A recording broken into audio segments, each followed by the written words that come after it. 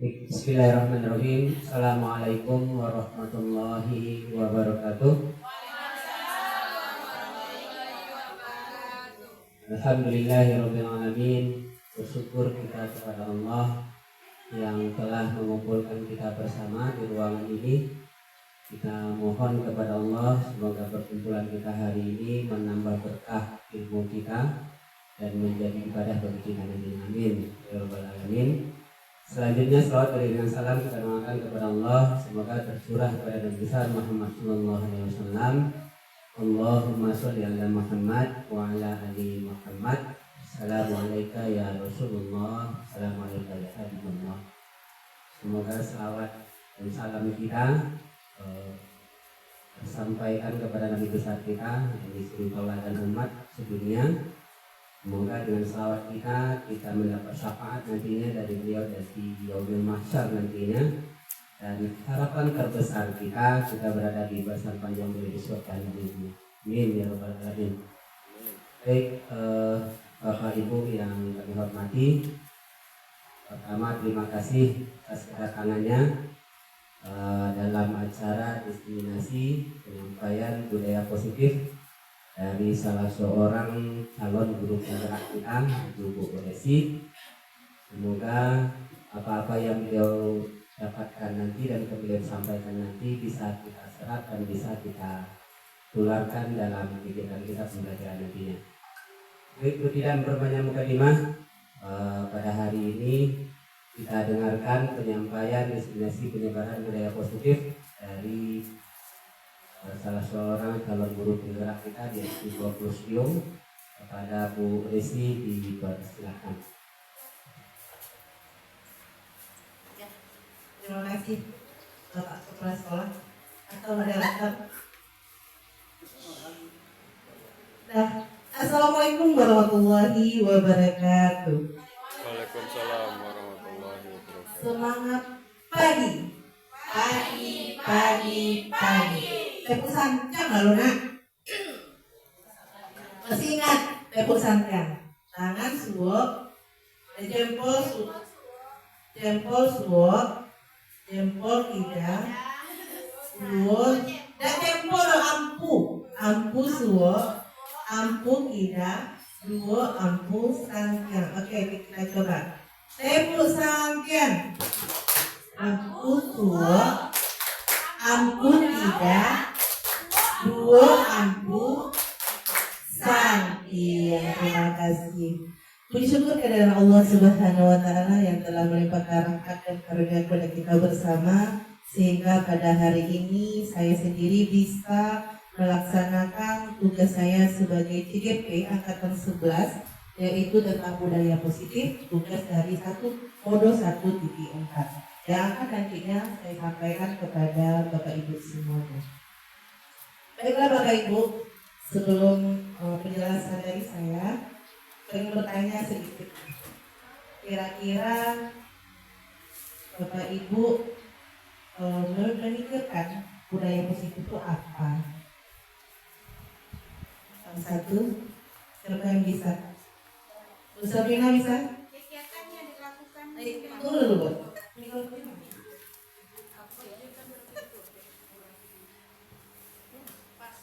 Baik, saya akan menjawab pertanyaan dari Bu Resi.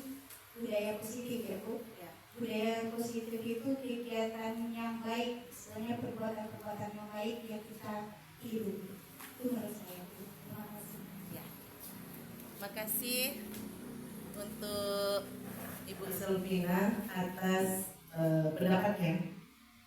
Jadilah Bapak Ibu semuanya, budaya positif itu berarti kita istilahnya melaksanakan suatu kegiatan bermanfaat atau positif, baik itu terutama untuk kita sebagai seorang pendidik. Nah, di sini sebagai nanti akan dijelaskan apa-apa saja yang termasuk pada budaya positif. Bapak Ibu semuanya, di sini ada konsep fikih budaya positif, ada 8 item atau bagian. Yang pertama, perubahan paradigma belajar yang nantinya akan kita kupas satu persatu. Yang kedua, disiplin positif. Yang ketiga, nilai-nilai kebajikan. Yang keempat, kebutuhan dasar manusia. Yang kelima, motivasi perilaku manusia. Yang keenam, posisi kontrol guru. Yang ketujuh, keyakinan kelas. Nanti yang terakhirnya adalah segitiga restitusi. Karena Bapak Ibu sekalian, pembelajaran dengan paradigma baru. Pembelajaran dengan paradigma baru merupakan pembelajaran yang dirancang berdasarkan prinsip pembelajaran berdiferensiasi sehingga para peserta didik belajar sesuai dengan kebutuhannya berdasarkan tahap perkembangan sesuai teori psikologis modern untuk mewujudkan belajar profil pelajar Pancasila. Pembelajaran berdiferensiasi adalah suatu pendekatan pembelajaran yang mengakui bahwa setiap siswa memiliki kebutuhan dan kemampuan yang berbeda-beda.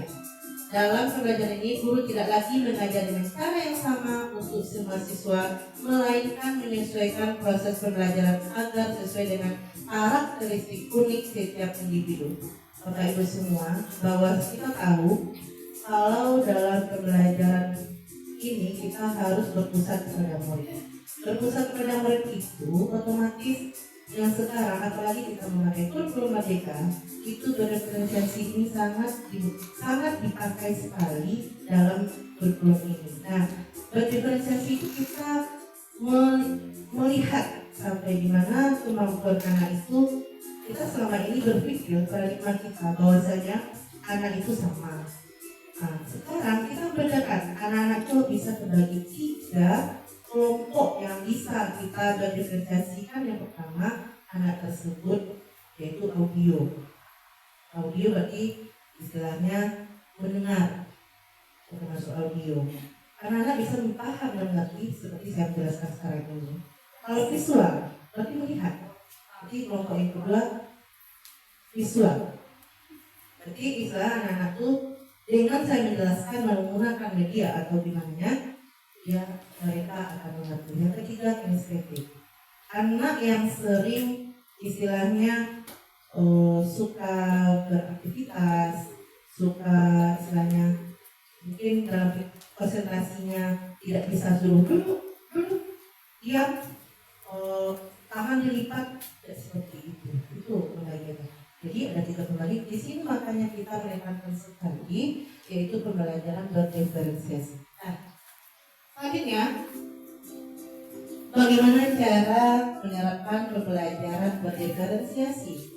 Pertama yaitu adanya konten guru dapat memberikan materi pembelajaran berbeda-beda tingkat kesulitannya. Ya, kalau kinestetik gimana? Kalau audio gimana? Kalau visual gimana? Nah, proses guru dapat memberikan berbagai pilihan aktivitas pembelajaran seperti proyek, diskusi, kelompok, atau presentasi. Kita juga berbeda-beda karena dalam pembelajaran tersebut anak Indonesia itu suka bekerja. Jadi media atau apa yang harus kita pilih untuk mereka harus yang bekerja banyak. Tapi kalau yang anak yang visual ya hanya melihat, mengerjakan, atau menceritakan sesuai dengan kebutuhan. Yang ketiga, produk. Guru dapat memberikan berbagai pilihan dalam bentuk produk akhir seperti laporan tulis, presentasi, atau portfolio agar siswa dapat menunjukkan pemahaman dengan cara yang berbeda-beda. Selanjutnya, penilaian. Guru dapat menggunakan berbagai bentuk penilaian untuk mengukur mahasiswa seperti tes tertulis, proyek, atau observasi. Profil pelajar Pancasila ini yang selalu dikaitkan dengan kurikulum kita sekarang. Profil pelajar Pancasila adalah gambaran ideal tentang lulusan pendidikan Indonesia yang memiliki 6 kompetensi utama yang mencerminkan nilai-nilai Pancasila.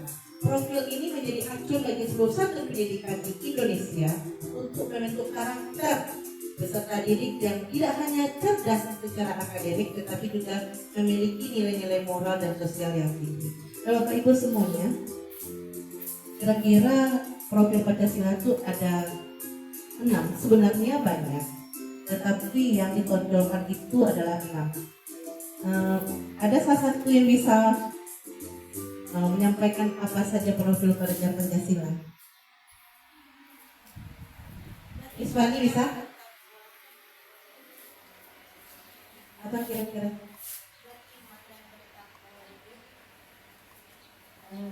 Seperti sebagai apa ya Pak ya, ada yel-yelnya profil pelajar Pancasila.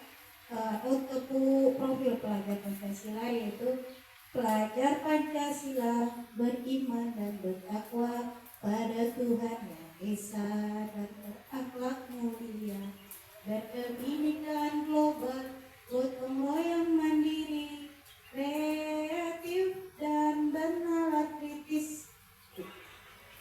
Terima kasih untuk Bukit. Kasih lagi tepuk salut. Ya, tepuk salut,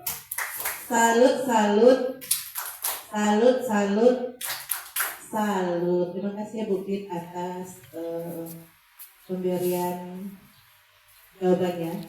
Ya, itu ada 6 kompetensi profil pelajar Pancasila yang mana nantinya ini adalah untuk menunjang dalam pembelajaran kita. Kita lihat apa saja. Yang pertama disebutkan oleh Bu Fit tadi, beriman dan bertakwa pada Tuhan Yang Maha Esa dan berakhlak mulia. Di sini kita dikenalkan sekali karakter yang dibentuk di dalam pembelajaran ini. Terus seperti apa? Mewujudkan perilaku sesuai dengan ajaran agama dan keyakinan masing-masing, serta memiliki akhlak yang baik dan berinteraksi dengan Tuhan sesama manusia, alam dan negara. Yang kedua, berkebinekaan global, mampu menghargai keberagaman budaya agama, suku, dan ras, serta mampu berinteraksi dengan orang-orang dari latar belakang yang berbeda. Di sini kita istilahnya satu kita tentu bercadai kita runtut, misalnya dari Sabang sampai Merauke kita tidak akan membedakan satu sama lainnya, baik suku, ras, kita sama sebenarnya. Bergotong royong, mampu bekerjasama dengan orang lain untuk bekerja bersama serta memiliki sikap yang saling bantu peduli terhadap sesama. Bagi kita seorang pendidik, bergotong royong itu bukan hal yang gotong royong bersihkan kebersihan sekolah, bukan. Berkolaborasi untuk mencapai anak didik yang memanusiakan manusia, anak didik yang berpusat pada anak didik yang kita pelajari, itulah satu bergotong royong juga. Selanjutnya, mandiri, mampu mengambil keputusan sendiri, bertanggung jawab atas tindakan, memiliki inisiatif untuk belajar mengembangkan diri. Yang ke-5, bernalar kritis, mampu menganalisis informasi, memecahkan masalah, dan membuat keputusan berdasarkan fakta dan data yang ada. Terakhir, kreatif, mampu menghasilkan ide-ide baru, berpikir inovatif, dan mengekspresikan diri melalui berbagai bentuk karya. Dan di sini banyak ada kreatif, contohnya kita udah ada proyek, tapi otomatis proyek itu seperti saya di kelas 6 itu kami mengambil proyeknya itu ekobrik. Dan nantinya ekobrik itu dia mengolah sampah juga, tapi nanti bisa digunakan apapun untuk ekobrik itu bisa digunakan untuk alat rumah tangga atau seperti kursi, meja, dan lain-lain. Mengapa profil Pancasila penting? Yang pertama, membentuk karakter bangsa. Profil ini bertujuan untuk membentuk generasi muda Indonesia memiliki karakter yang kuat, berakhlak mulia, dan cinta tanah air. Di sini, seperti yang kita bahas kemarin, profil Pancasila itu cakupannya banyak. Cuman yang ke-6 itu sudah banyak sekali yang masuk berpendidikan global, kreatif, inovatif, dan banyak termasuk dalam itu dari urai-urainya. Yang kedua, meningkatkan kualitas pendidikan. Profil ini menjadi pedoman bagi guru sekolah dalam merancang pembelajaran efektif dan relevan dengan kebutuhan siswa. Yang ketiga, menyiapkan generasi masa depan. Profil ini bertujuan untuk menyiapkan lulusan yang siap menghadapi tantangan global dan mampu berkontribusi bagi kemajuan bangsa. Di sini seperti tadi dengan adanya proyek yang kita buat tadi ini, menyiapkan generasi dengan skill seperti itu nanti bisa mereka menggunakan apa yang mereka dapat di sekolah kita ini sesuai dengan visi kita apa. Dan nanti selama 6 tahun apa yang akan mereka bawa keluar dari SD kita ini. Nah, miskonsepsi tentang teori kontrol. Nah, di sini untuk kita teori kontrol ini nantinya adalah untuk kita sendiri bagaimana paradigma kita sebagai guru yang dulunya sebagai apa, yang sekarangnya seperti apa. Teori kontrol inilah yang akan digunakan untuk diri kita sendiri saat ini. Nah, ilusi guru mengontrol murid. Ilusi bahwa semua penguatan positif, efektif, dan bermanfaat. Itu ilusinya. Ilusi bahwa orang dewasa berhak memaksa. Ilusi bahwa kritik dan membuat rasa bersalah mampu menguatkan karakter.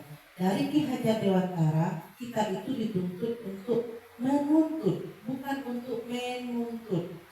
Menuntut itu beda dengan menuntut. Jadi disinilah nanti kita dapatkan. Lanjut, terus setelah itu dengan adanya telah sesuai dengan Ki Hajar Dewantara, terus kita baru masuk pada budaya positif.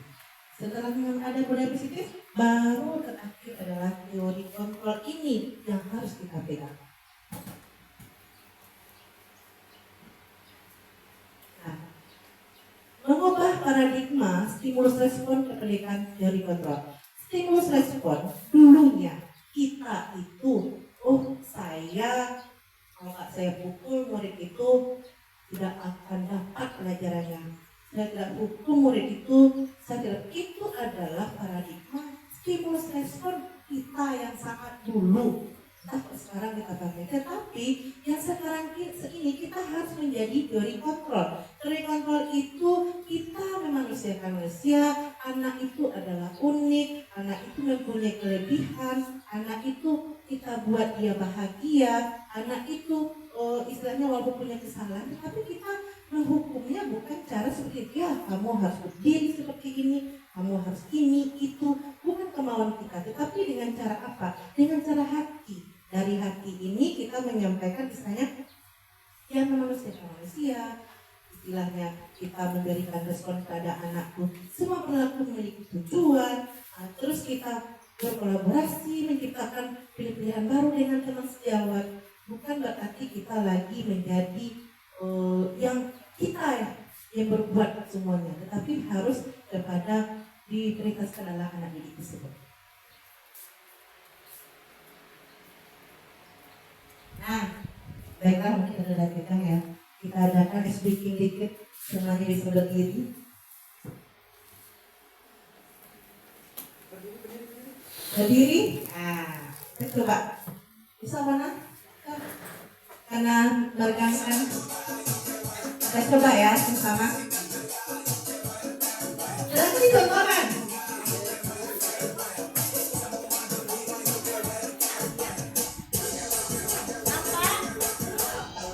Sudah. Lebih mana?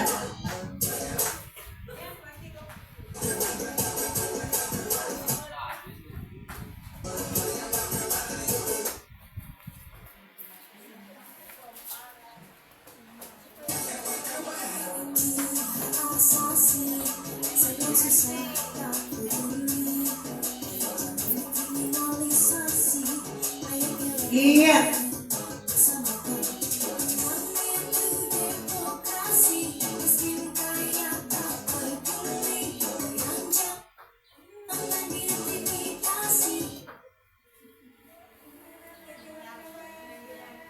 Ya.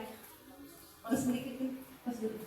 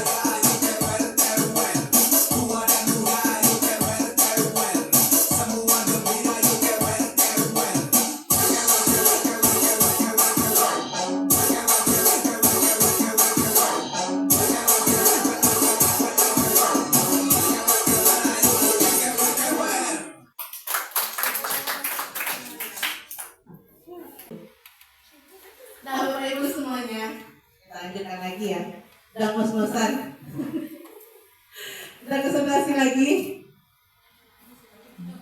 Nah, lanjut disiplin positif. Di sini kata disiplin ini berasal dari kata disiplin yang artinya belajar disiplin mengacu pada disiplin diri yang memiliki tanggung jawab terhadap apa yang dilakukannya berdasarkan nilai dan diri. Disiplin positif merupakan salah satu cara penerapannya disiplin yang bertujuan untuk menumbuhkan kesadaran serta memberdayakan peserta didik tanpa imbalan penghargaan atau reward, ancaman atau hukuman. Sebagai pendidik, tujuan kita adalah menciptakan peserta didik yang memiliki disiplin diri sehingga mereka berperilaku mengacu kepada nilai-nilai kebajikan universal. Nilai kebajikan itu seperti kasih sayang, hormat, kontrol diri, toleransi, keadilan, empati. Itu adalah salah satu atau beberapa nilai kebajikan yang ada dan memiliki motivasi intrinsik dalam perubahan perilaku ke arah yang lebih baik. Jadi di sini adalah alarm untuk diri kita sendiri yang mau bergerak karena ada dorongan dari hati. Jadi disiplin di sini contohnya saya sendiri dulu.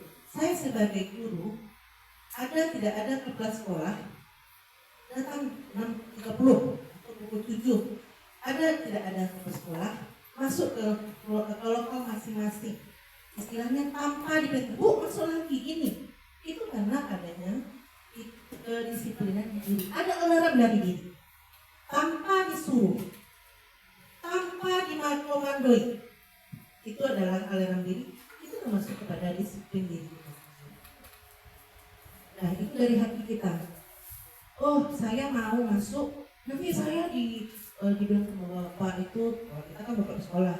Oh iya, nanti nilai saya bagus ya. Atau kalau bagi murid, oh iya kita masuk, kita mengerjakan tugas. Nanti dikasih reward sama ibunya. Dapat pena, dapat pensil, atau dapat permen.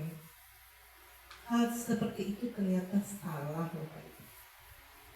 Nah, kita lanjutkan lagi.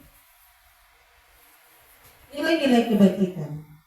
Nilai kebajikan sudah dibilang tadi, nanti nilai yang disepakati bersama lepas dari suku bangsa, agama, bahasa, dan maupun latar belakangnya. Di sini contoh nilai kebajikan institusi organisasi, institusi dan atau organisasi. Nah, di sini kita sebagai profil Pancasila berarti instansi kita beriman dan bertakwa bertuhan yang Maha Esa, berakhlak mulia, berkenan global, gotong royong, mandiri, kreatif, dan kritis. Kalau dalam FIP, toleransi, rasa hormat, integritas, mandiri, menghargai, antusias, empati, kreatif, kerjasama, dan komitmen. Keterampilan hidup, life skill, dapat dipercaya, lurus hati, pendengar dengan aktif, tidak merendahkan orang lain, memberikan yang terbaik bagi diri. Istilahnya, nilai kebajikan itu hal-hal yang nilai yang positif yang kita lakukan dalam kehidupan sehari-hari atau lingkungan kita, di lingkungan kita terdekat. Selanjutnya, kebutuhan dasar manusia. Termasuk lagi kebutuhan dasar manusia. Kebutuhan dasar manusia adalah segala sesuatu yang kita lakukan untuk mendapatkan apa yang kita inginkan. Seluruh tindakan yang kita lakukan memiliki tujuan tertentu. Dan semua usaha terbaik yang kita lakukan adalah dalam rangka agar kebutuhan dasar kita terpenuhi dengan baik. Nah, kebutuhan dasar manusia bertahan hidup. Makanan, pakaian, tempat tinggal, kesehatan. Disebutkan dulu. Yang kedua, kasih sayang dan rasa diterima. Rasa terima dipedulikan bekerja sama, menjadi bagian dari kelompok. Yang ketiga, penguasaan harga diri, keinginan dan hendak memimpin. Yang keempat, kebebasan. Yang kelima, kesehatan. Dan Bapak Ibu, di sini kita dapat contohkan kepada anak didik kita. Kita mendapatkan anak didik itu tertidur. Kalau kita, mungkin selama ini, maksud saya sendiri, belum membudidayakan budaya positif. Ada, tapi belum tertidur. Tapi apa yang harus kita lakukan?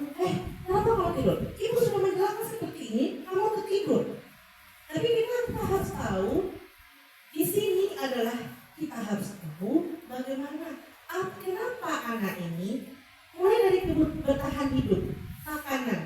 Di rumah mungkin makanannya itu tidak bergizi. Kalau tidak bergizi otomatis anak di sekolah akan ngantuk, terus apalagi lemas, tidak bergairah, ya kan? Jadi itu kita harus tahu dulu kebutuhan dasar terhadap anak kita. Makanan dikasih uang jajan sama mamanya 10.000, kita pulang jam 4 atau jam 2, nggak cukup, dibeli bakwan atau dibeli nasi goreng 2.000 sampai di mana. Salah satunya. Anak yang seperti itu ada banyak kemungkinan. Yang kedua, kurang kasih sayang, ya kan? Nah, kita harus lihat dulu bagaimana, ya makanya kita dituntut sebagai seorang pendidik itu sebelum kita masuk ke dalam pembelajaran yang aktif, kita harus mengenali siswa kita dulu seperti apa. Ini backgroundnya bagaimana, bukan mencari kehidupannya ini itu, cuma kita dasarnya itu mengetahui siswa itu bagaimana, di rumahnya dengan siapa, keadaannya bagaimana, sehingga pendekatan diri kita terhadap anak tersebut, makanya bisa kita tahu nanti kebutuhan dasarnya apa.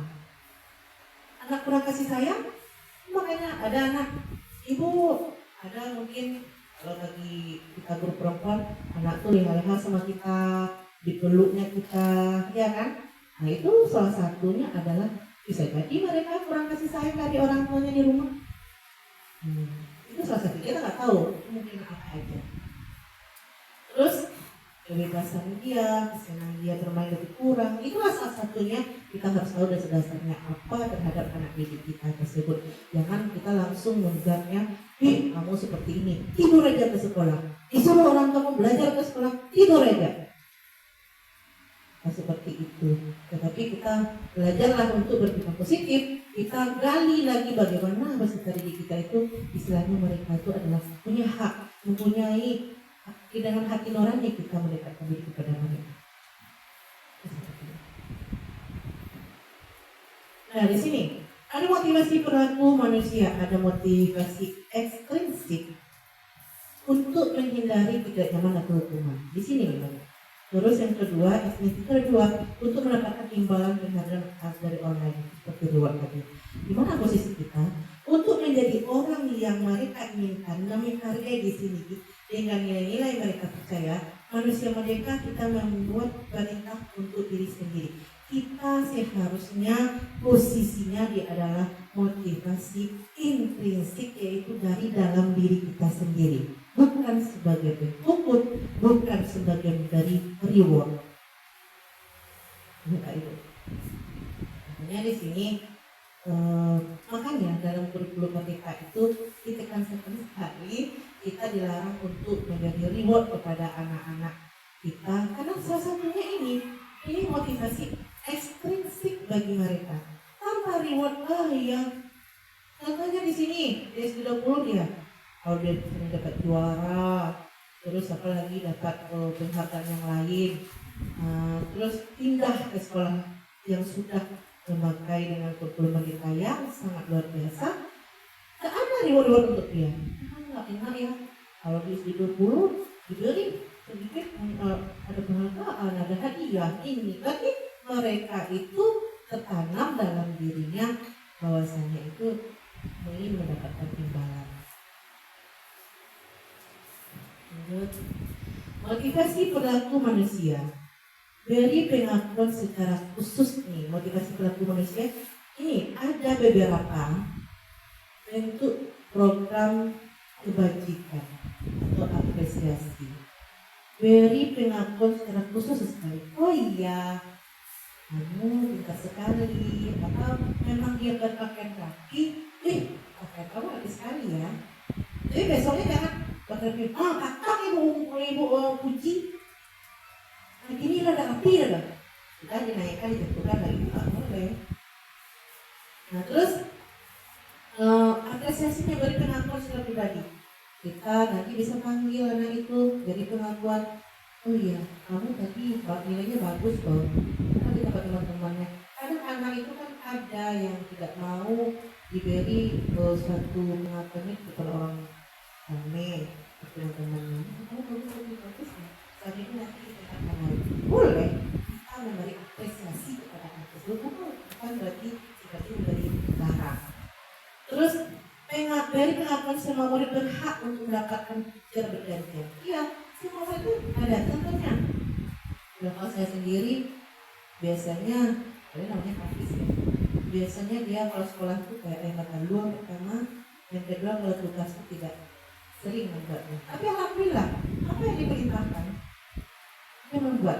Kamu sekarang ya, boleh kita beri pujian atau memberi apresiasi. Pujian apresiasi sama, boleh kepada anak sini. Itu suatu bagaimana? Apakah apresiasi itu dengan imbalan? Tidak. Dengan kata-kata itu sudah apresiasi itu jadi bagus. Terus bersikap baik, bermanfaat. Nah, kamu tadi bersikap baik loh pada temannya dulu, bagus sekali. Boleh anak berbeda, tapi jangan anak itu terus saja. Si A. Jadi ada nanti ibu menyingut arisannya. Dari kan kita dapat anak itu. Ibu ingat arisannya. Dia ini menelok pada orang lainnya. Ada yang lain sebenarnya ada, tapi nggak nampak. Nah, penampilan cantik lagi, penampilan cantik dan rapi. Baju kamu rapi sekali hari ini. Salut loh. Boleh. Selalu rajin membersihkan kelas, keaktifan kelas. Jangan karena memang nilai olimpiade itu terus yang dipuji. Dia hanya menoleskan. Itu sangat terjadi kecemburuan sosial di dalam kelas tersebut. Nah, terus yang terakhir kita berilah penghargaan itu secara konsisten.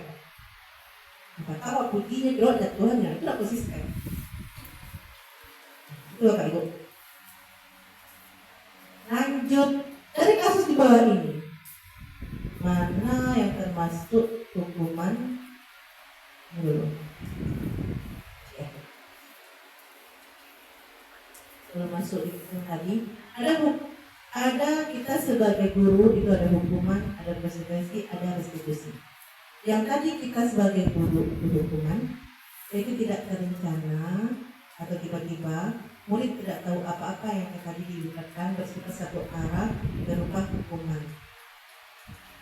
Yang di sini kalau hukuman ini bersifat menghukum, datang anak terlambat dihukum membersihkan WC, itu termasuk hukuman. Anak tidak membawa PR berdiri di depan kelas, itu termasuk hukuman. Tapi kalau ada konsekuensinya itu, apa yang dilakukannya itu ada kaitannya dengan yang dia kerjakan. Contoh, ini udah hukuman tadi, konsekuensinya. Yang konsekuensi ini adalah apabila dia tidak buat PR. Soal PR kita ada 5. Apa konsekuensinya? Ditambah lagi 2 boleh. Karena ada hubungannya. Kalau ada hubungannya, itu konsekuensi. Tetapi kalau tidak ada hubungan, dia tidak buat PR, tapi dia disuruh berdiri di depan selama 10 menit, itu termasuk pada hukuman. Tapi kalau seperti jangan tidak mau PR, terus ditambah lagi PR-nya 2, boleh. Konsekuensi ini dia menyakitkan juga bagi murid siswa, tetapi tidak berkesan lama. Kalau hukuman kesannya lama. Saya dulu dihukum oleh bapak ini ya, bapak ini ya, ingat yang selama hidup. Ini kalau konsekuensi tidak, karena dengan sejalan dengan hukuman, apa yang dia perbuat sejalan dengan hukum, dengan apa konsekuensinya terhadap dia. Yang ketiga itu restitusi. Ini yang sangat terbaik yang akan kita pakai. Restitusi itu adalah ada 3 bagian. Yang pertama untuk anak itu menstabilkan anak. Yang kedua, validasi tindakan. Yang ketiga, yaitu menanyakan keyakinan kelas. Nanti ada videonya. menstabilkan kondisi. Di sini inilah peran guru. Dari 3 peran ini, yang terbaik kita pakai adalah restitusi. Ada prosesnya. Prosesnya bagaimana? Akhirnya nanti menanyakan kepada anak didik itu, apa yang harus kamu perbuat? Ada solusinya, ada jalannya. Bukan berarti kita nggak bisa memakai konsekuensi. Dalam situasi yang lain, kita juga dari restitusi ini terjadilah nanti konsekuensi. Contoh, nanti ada contoh dalam video saya sendiri. Dia pergi keluar pagar. Oh iya nak, kenapa keluar pagar? Karena makanannya nggak enak lagi bu. Di kantin udah bosan. Itu validasi tindakannya. Terus akhirnya, terus apa solusi dari kamu? Oh ya bu, besok saya buat bekal lagi ya bu. Saya minta maaf ya bu. Itu adalah nanti konsekuensinya dari dia keluar pagar dengan ada restitusi terdapatlah atau kita mendapatkan konsekuensi. Tidak kita menghilangkan lagi namanya hukuman. Hukuman itu sangat tidak dipakai lagi. Itu Bapak Ibu. Nah, dari yang tadi sebelum kita dari kasus di bawah ini, mana yang termasuk dari konsekuensi? Saya bacakan, nanti Bapak Ibu jawab ya. Mencatat, ini kita saya bertanya, mana ini termasuk konsekuensi atau hukuman? Itu aja, 2 itu aja. Mencatat 100 kali di dalam buku kalimat, saya tidak akan terlambat lagi karena terlambat ke sekolah. Maksudnya dia mencatat kalimat saya tidak akan terlambat lagi karena dia terlambat sekolah. Itu hukuman atau konsekuensi? Ya, itu hukuman. Tidak ada hubungannya dia terlambat ke sekolah. Tidak ada hubungannya dia mencatat saya tidak akan terlambat lagi. Itu hukuman. Oke, yang kedua, lari mengelilingi lapangan basket 2 kali karena terlambat hadir ke sekolah. Hukuman konsekuensi? Iya, termasuk hukuman. Apa hubungannya lari dengan terlambat dengan mengelilingi basket, lapangan basket? Ada hubungannya. Yang ketiga, murid disuruh push up 15 kali tidak pakai masker. Hukuman atau konsekuensi? Masih hukuman. Karena apa hubungannya tidak pakai masker dengan disuruh push up? Ada hubungannya? Tidak. Keempat, menggantikan kertas tugas teman karena dicoret-coret. Ya, karena kenapa masuk konsekuensi? Karena dia bertanggung jawab atas pekerjaannya. Konsekuensinya apa? Ya, mengganti kertas temannya itu. Lanjut, membersihkan tumpahan air di meja tulis karena tersenggol saat belajar. Konsekuensi itu hukuman. Konsekuensi itu kan istilahnya karena ada rasa tanggung jawab dia terhadap apa yang dia kerjakan. Lanjut, meminta murid tidak mengenakan sepatu sehari ke sekolah karena tidak pakai sepatu hitam. Konsekuensi atau hukuman? Itu adalah hukuman. Meminta murid tidak mengenakan, apa hubungannya dia tidak pakai baju hitam, meminta dia tidak pakai sepatu. Lanjut, lari mengelilingi lapangan basket 2 kali karena terlambat 10 menit saat belanja PJOK. Konsekuensi atau hukuman? Bagus, ini adalah konsekuensi. Kenapa? Mengelilingi lapangan itu termasuk kepada pembelajaran PJOK. Itu makanya kalau ada hubungannya itu termasuk konsekuensi. Tapi kalau tidak ada hubungannya itu masuk ke dalam hukuman. Itu aja dasarnya.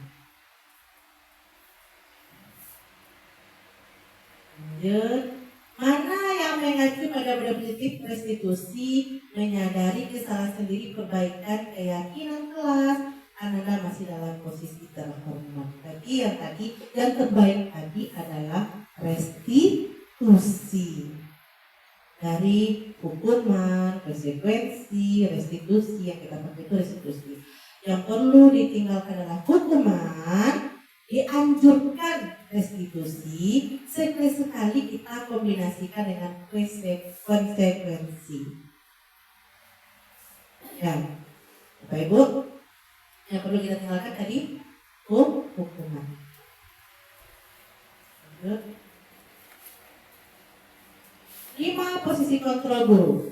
Nah ini posisi kontrol guru lagi. Ada penghukum, pembuat rasa bersalah, satu berteman, pemantau, manajer. Kita lihat satu-satu.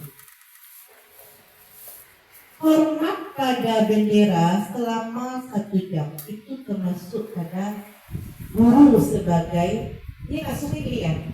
Contoh menerapkan 5 posisi kontrol guru. Siswa tidak memakai atribut lengkap saat upacara. Kita kasus kita ini.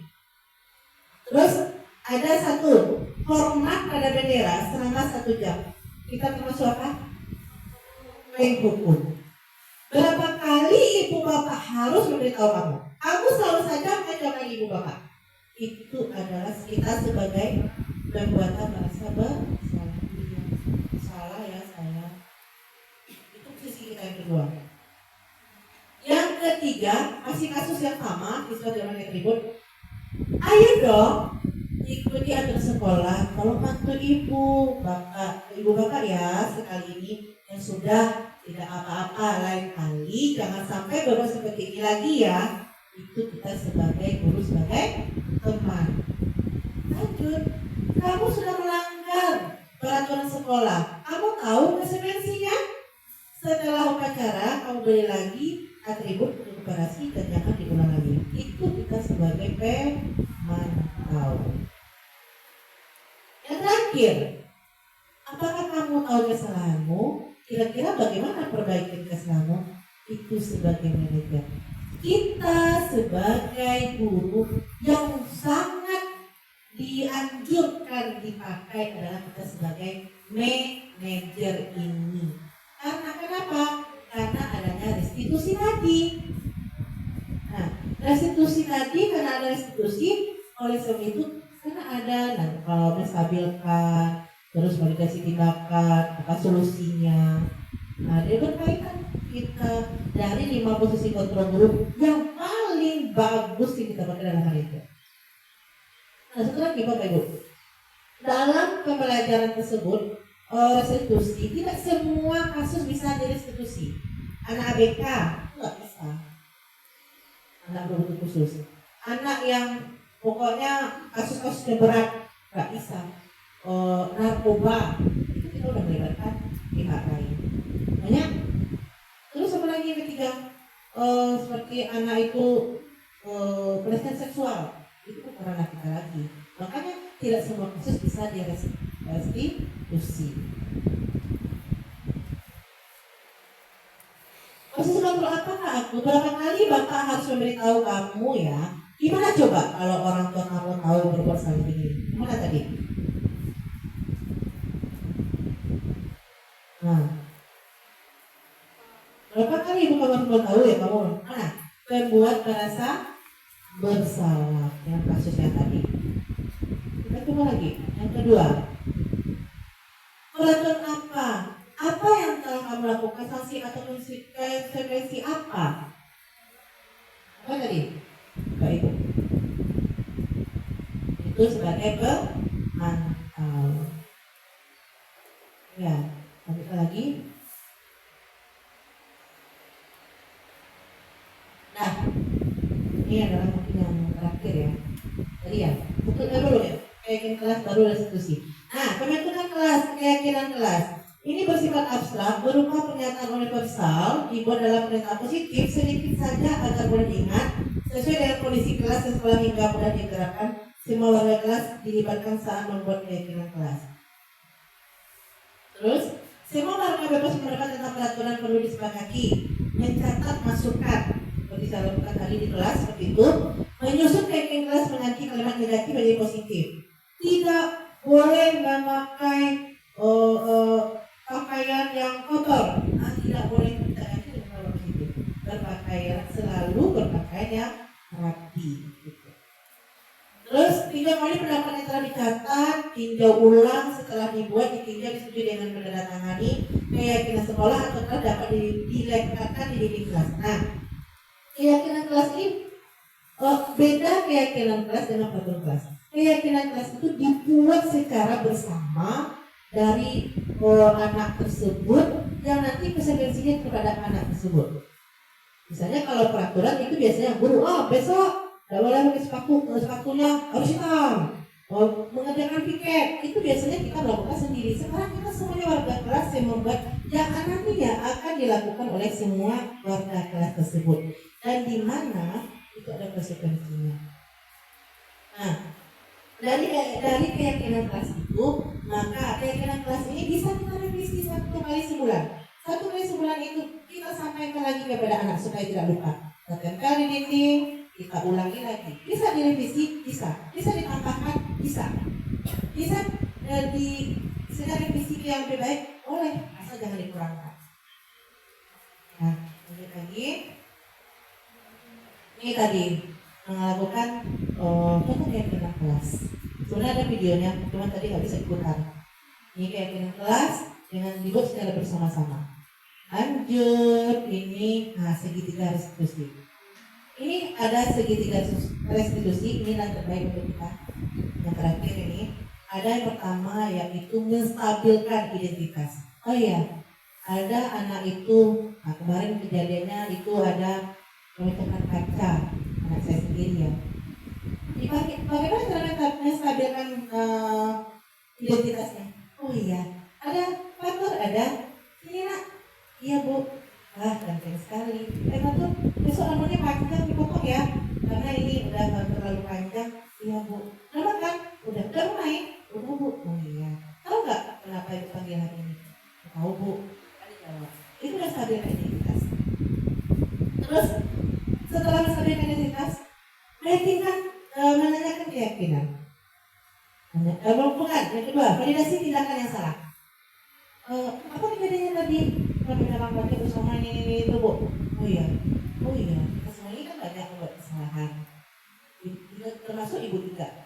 Tetapi pada kesalahan itu kita belajar di kesalahan ya. Ya. Terus apa kejadiannya kamu tadi? Diceritakan lah. Ini itu. Oh ya. Yang kamu kerjakan itu baik atau tidak? Tidak bu. Jadi apa solusinya bagi kamu? Solusi itu namanya keyakinan. Saya ingin itu bu. Dalam yang kamu kerjakan itu, adakah di keyakinan kelas kita bahwa saya tidak boleh merusak sarana dan prasarana sekolah? Ada bu. Termasuk keyakinan kelas kita? Iya. Nah di situ kita menanyakan keyakinan kelas. Dengan keyakinan kelas dulu, ketemulah bagi dia solusinya. Terus apa solusi kamu nak? Dengan memecahkan kaca, ya bu nanti saya akan mengganti dengan teman. Terus apa lagi solusinya? Saya minta maaf ya bu, karena kami ini. Bukan kita, pecahnya kan colek, apa lagi? Seperti itu lagi. Kita menanyakan solusinya apa saja. Dia yang menciptakan solusinya sendiri. Kita tetap mengingatkan, tetapi dengan cara positif. Bapak Ibu, itu satu proses dialog yang dilakukan oleh guru pada dekat menghasilkan murid yang mandiri dan bertanggung jawab. Menstabilkan identitas sudah dijelaskan tadi. Validasi tindakan yang salah sudah dijelaskan contohnya tadi. Menanyakan keyakinan sudah dijelaskan juga. Lanjut.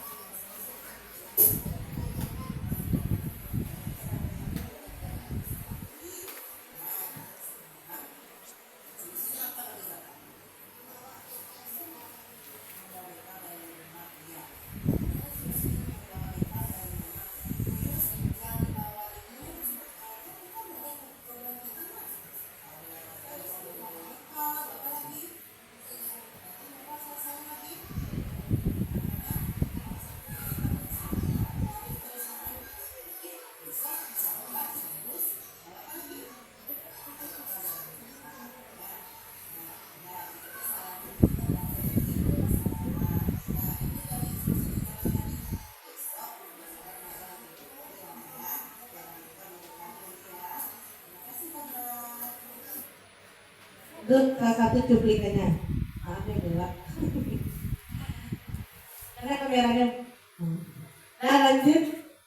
Ini adalah salah satu kasus yang direstitusi, yaitu anak yang keluar pagar. Sudah dijelaskan tadi, yang mana dengan menstabilkan identitas, kita menanyakan, terus validasi tindakan, kenapa kamu mengerjakan itu, terus tanyakan keyakinan kelas. Adakah yang kamu berbuat itu melanggar keyakinan kelas? Ada. Terus apa solusinya bagi kamu?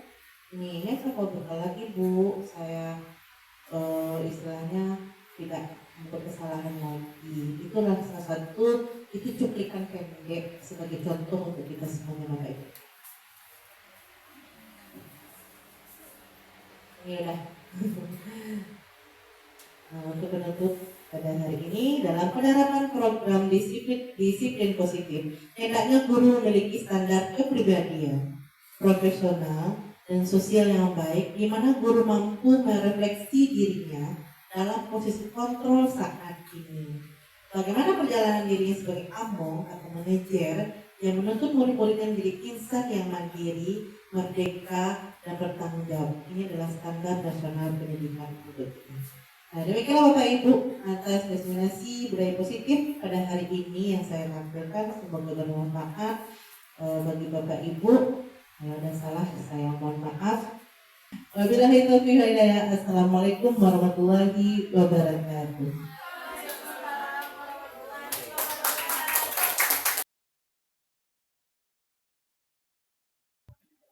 Dan assalamualaikum warahmatullahi wabarakatuh.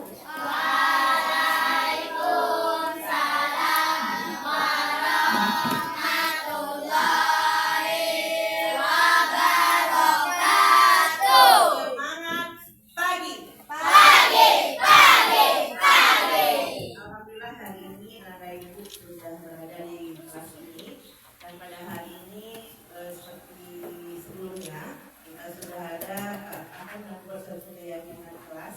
Keyakinan kelas itu berbeda dengan peraturan kelas. Keyakinan kelas ini bertujuan itu adalah dari kamu sendiri yang nanti akan kita pakai, benar-benar akan kita pakai di kelas kita masing-masing.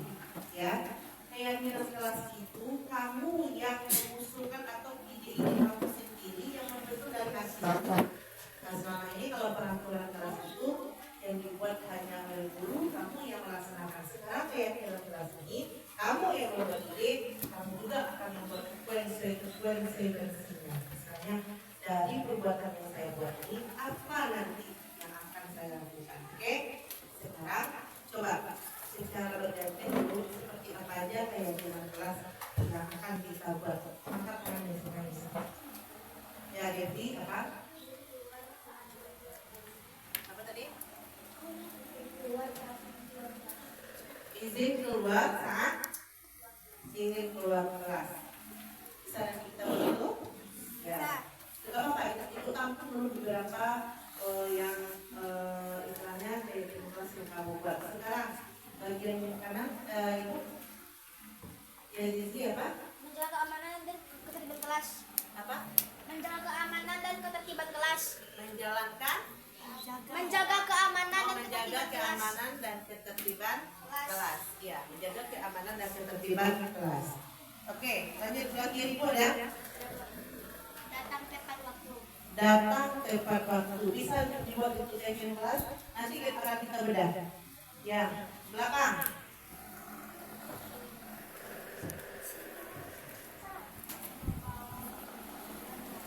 Membawa bekal setiap hari. Boleh, tanpa boleh tanpa setiap. Memakai? Iya, memakai sepatu saat keluar kelas. Boleh. Lanjut lagi Ibu.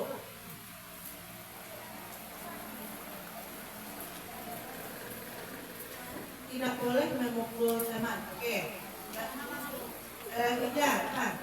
Selalu berdoa sebelum dan sesudah belajar. Ya, selalu berdoa sebelum dan sesudah belajar. Yuk, depan. Berpakaian rapi. Boleh. Siva. Apa? Nah, datang ke Prabu sudah tadi? Sudah? Nah, sekarang Ibu akan membagikan stigma-nya. Ya. Kalau kita bagikan ke teman yang belum. Bagikan ke teman yang belum. Silakan tulis apa yang kamu pikirkan keyakinan kelas yang akan kita buat. Habis itu Habis itu kamu tempel di depan ini.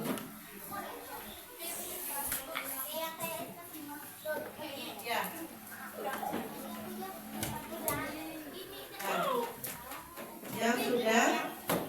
yang sudah nanti silakan tempel ya, tulis, nggak usah ditulis lagi. Terus yang selanjutnya yang belum, tolong ditulis. Coba kasih waktu 2 menit. 2 menit dari sekarang udah dapat ya? Atau bagi 2 menit? Bagi 2 aja ya?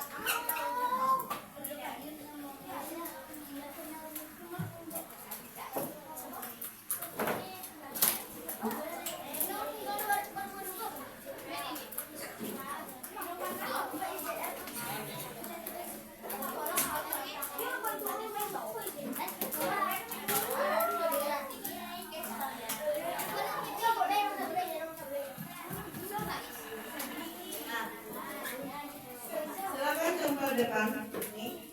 Silakan bergantian kamu dari depan.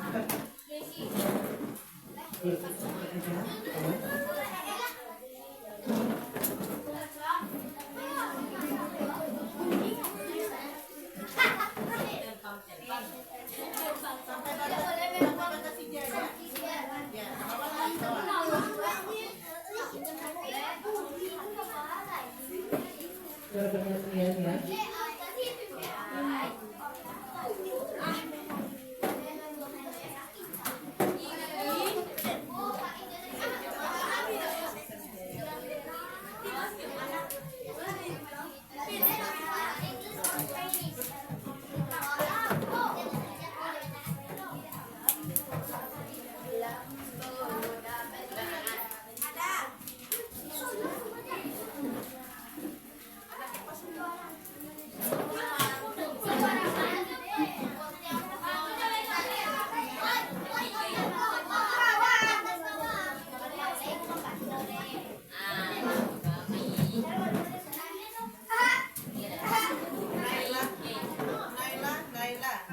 Naila, nanti setelah kita dapat kayak gini mencatat nanti ya. Jadi itu lalu kita ajak.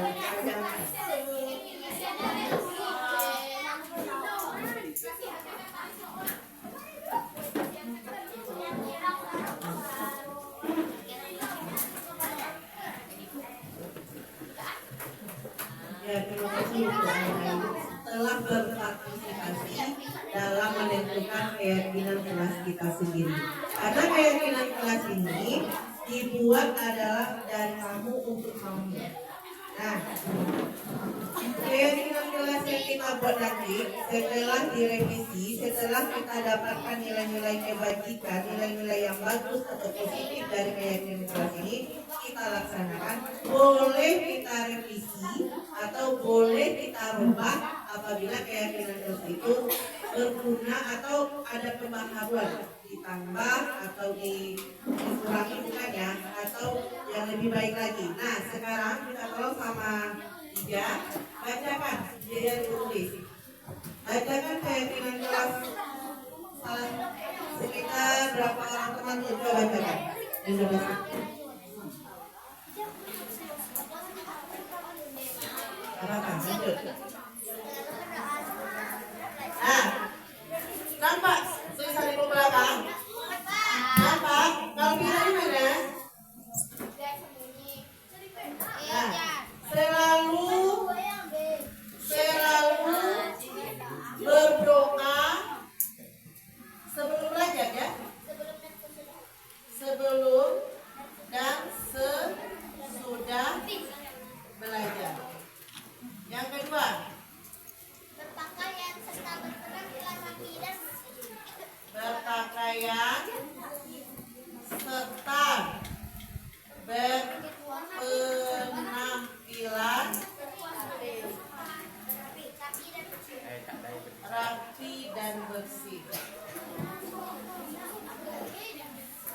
Yang ketiga apa?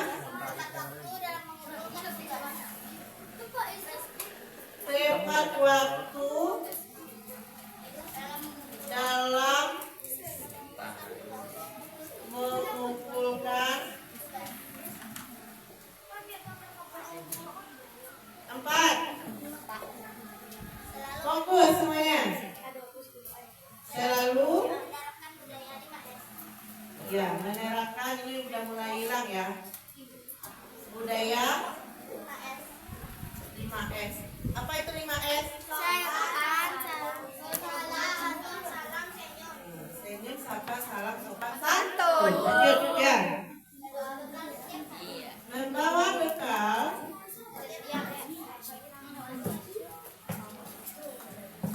setiap hari. Lanjut, 6. Menjaga keamanan.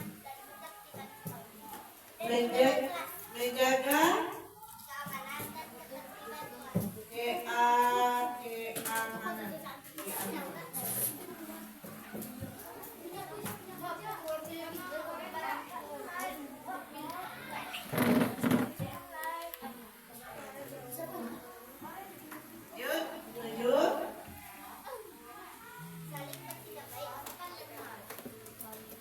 Saling bersikap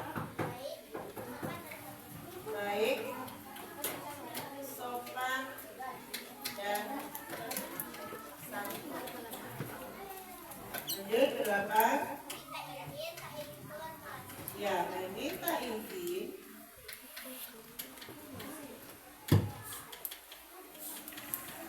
saat apa?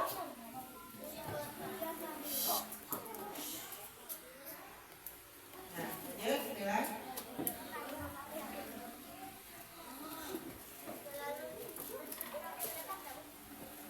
Selalu ketahuan dan memperbantu saja.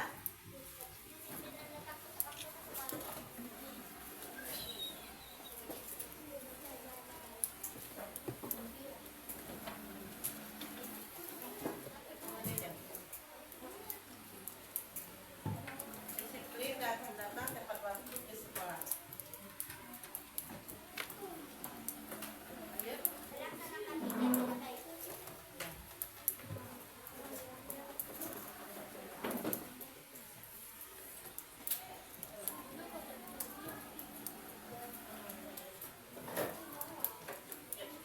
Makasih ya. Nah, sebenarnya banyak keyakinan kelas atau kesepakatan kelas yang kita buat, tetapi kita ambil poin-poinnya aja dulu. Nanti mana yang termasuk disiplin? Contoh nanti disiplin yang kita beda dulu. Selalu berdoa sebelum dan sesudah belajar. Tadi termasuk apa? Disiplin. Nah, nanti kalau yang sama-sama disiplin kita kelompokkan ya. Terus berpakaian serta berpenampilan rapi dan bersih, sama disiplin. Terus tepat waktu dalam mengumpulkan tugas, disiplin juga. Selalu menerapkan budaya 5S. Apa? Dari kebajikan atau kebaikan apa ya? Disiplin, hormati, kasih sayang. Masuk ke mana? Selalu melakukan 5S, disiplin atau dihormati? Hormati. Membawa bekal setiap hari? Disiplin. Menjaga keamanan dan ketertiban kelas? Masuk mana? Keamanan. Ya. Saling bersikap baik dan sopan santun. Hormati. Perintah izin saat keluar kelas? Bisa disiplin? Bisa menghormati? Bisa? Disiplin, hormati. Disiplin dan datang ke waktu sekolah? Nah, disiplin. Terus melaksanakan piket dengan baik? Disiplin. Sebenarnya ada kasih sayang juga. Nanti gini, Mana yang termasuk kepada disiplin? Banyak yang disiplin itu mengerjakan piket, terus apa lagi, memakai sepatu keluar kelas, apa lagi? Tadi ada juga yang membuat ya, tidak boleh keluar pagar. Berarti nanti kata-kata yang negatif tidak boleh itu kita ganti. Berarti harus berada selalu di dalam lingkungan sekolah. Berarti kalau seperti itu apa maknanya? Tidak boleh keluar pagar. Nah itu termasuk kepada nilai kebaikan atau kebajikan yang termasuk pada positif atau yang masuk kepada disiplin. Ya. Seperti ada tadi pendapat hijau, memakai sepatu keluar kelas. Memakai sepatu itu termasuk pada sikap budaya positif disiplin. Maka disiplin itu banyak. Jadi misalnya dengan kebaikan itu, nilai kebajikan disiplin, apa saja poinnya? Mengerjakan tiket, memakai sepatu keluar kelas. Apa lagi yang kamu inginkan? Apa lagi? Kalau bekal setiap hari, ya kan? Kita mau bekal setiap hari, itu untuk siapa juga? Nah, untuk anak-anak ibu juga. Nah sekarang yang kamu lakukan itu, ini kesepakatan kita semuanya. Apakah Ibu Resi yang membuat? Tidak, itu usulan dari siapa? Dari warga kelas. Yang melaksanakannya siapa? Warga kelas sendiri. Ya nak? Yang membuat anak-anak ibu, yang melaksanakan juga anak-anak ibu. Apa konsekuensinya? Jadi yang kamu buat itu adalah dari diri sendiri, dari hati kamu. Bukan, hei besok kamu ya patuh dan harus ini, itu. Bukan. Tapi saya, oh iya, kemarin saya membuat ini. Memakai sepatu keluar kelas. Jadi untuk siapa sebenarnya? Kita. Ada nilai-nilai ke dalam, ada. Nanti kalau saya tidak memakai sepatu, otomatis akan bagaimana kakinya? Luka, berbakteri, ya nak?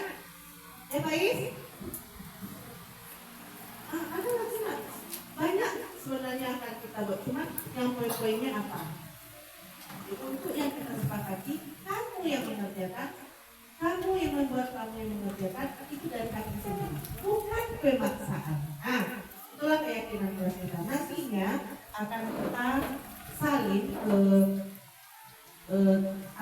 karton atau yang kita tempelkan di dalam kelas kita, yang selalu kita baca dan selalu kita terapkan setiap hari.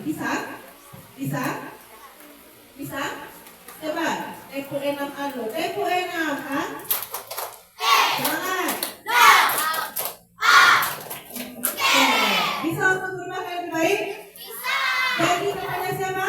Diri sendiri dan sama Allah. Nah, demikianlah untuk pembuatan keyakinan kelas atau yang kita lakukan ini, supaya nantinya bermanfaat bagi anak ibu. Tidak ada pemaksaan, tidak ada unsur-unsur apa. Itu adalah kamu sendiri buat, kamu yang laksanakan. Nah, bukan dari ibu peraturan yang ada untuk kelas. Nah, nanti tolong dicatat, nanti kita buat berapanya. Ini memang akan diterapkan dan memang akan ditempel untuk keyakinan kelas hari ini.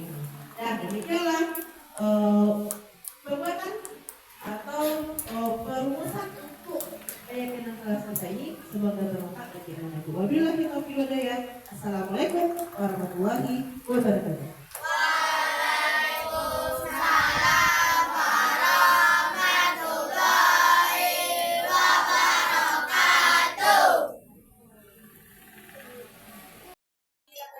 Bu, bagaimana pendapat Ibu tentang kegiatan hari ini budaya positif yang saya sampaikan? Silakan pendapatnya, refleksi Ibu. Dalam penyampaian atas nama Bu Resi Okta Silvia Dewi, sungguh luar biasa, jempolnya 2 cap jempol. Mudah-mudahan kedepannya apa yang telah disampaikan, mudah-mudahan kita bisa melaksanakan insya Allah tahun depan, karena di sini udah banyak yang bergerak sehingga anak-anak kita memang betul-betul yang kita harapkan, dan guru-guru pun ada itu paradigma ada perubahan pada diri mereka, sehingga pendidikan kedepannya in the best. Ya. Terima kasih. Terima kasih. Bagus loh.